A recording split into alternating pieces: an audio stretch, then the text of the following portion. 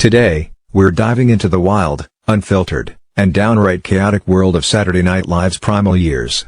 That's right, the messy backstage drama, the larger-than-life personalities, and the unbelievable stories behind the birth of one of television's most iconic shows. But here's the kicker: how much of what we see in Jason Reitman's Saturday Night is actually true? Did John Belushi really wreak havoc like that? Was there really a llama involved? Let's unravel this madness together. First things first, if you haven't seen Saturday Night yet, buckle up. This movie isn't just a behind-the-scenes look at SNL's first episode, it's a roller coaster. Jason Reitman captures the frantic, pulse-pounding energy of creating live television with all its messiness, triumphs, and absolute chaos. Think of it as a mix between a thriller and a comedy. But here's the big question: did it really happen like that? Or is it just Hollywood magic sprinkled over some iconic history? Let's get into the nitty-gritty. The movie portrays Lorne Michaels, played brilliantly by Gabriel Labelle, as this genius showrunner juggling a collapsing set, rebellious cast members, and network executives breathing down his neck. I mean, come on, Willem Dafoe as Dave Tebbutt? Chef's kiss. But did Lorne really have a fight-or-flight moment just minutes before going live? According to the movie, NBC was this close to pulling the plug on SNL right before the premiere. True? False? Well, sort of. In reality, SNL was definitely under pressure during its early days, but it wasn't quite the nail-biting drama you see in the film. The network did have its doubts. This was a completely new concept, remember, but there wasn't a single button someone could press to swap to a rerun of The Tonight Show. The stakes? High. The execution? A bit less dramatic than Reitman's interpretation.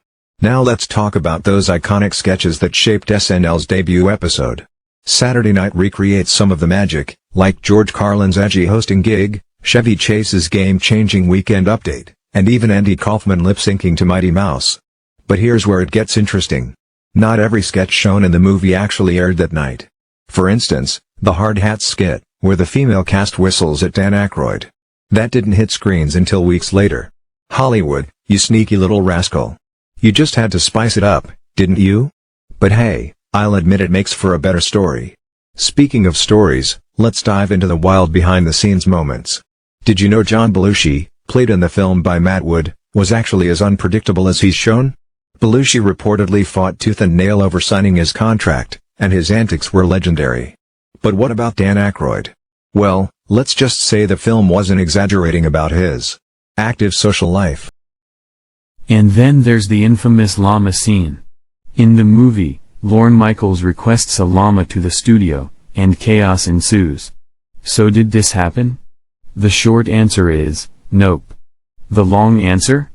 It's a cheeky nod to SNL's long-running tradition of including absurd, random characters in its sketches. I mean, who doesn't love a bit of chaos?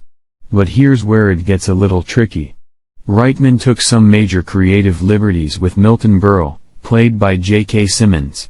In the movie, Berle is portrayed as a full-blown antagonist, even going so far as to, expose himself to Chevy Chase. Yikes. But guess what? Berle wasn't even there on opening night. Sure, he caused plenty of drama later in SNL's history, but this bit? Totally fictional. Okay, let's pause for a second. Why does this even matter?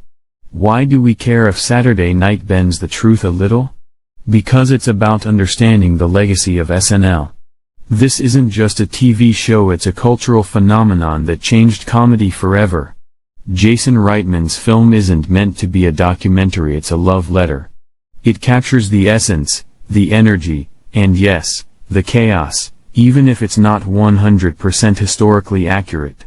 And honestly, that's what makes Saturday Night so brilliant. It reminds us why we fell in love with SNL in the first place: the raw talent, the unpredictable sketches, and the sheer madness of live television. So, is it fact or fiction? It's a little of both. And that's okay. So, what do you think? Did Saturday Night do justice to the birth of SNL? Or do you think it leaned a bit too heavily on Hollywood drama? Let me know in the comments below. And hey, if you enjoyed this dive into comedy history, don't forget to hit that like button, subscribe, and ring the bell for more deep dives into your favorite shows and movies. Until next time, keep laughing, stay curious, and I'll see you soon.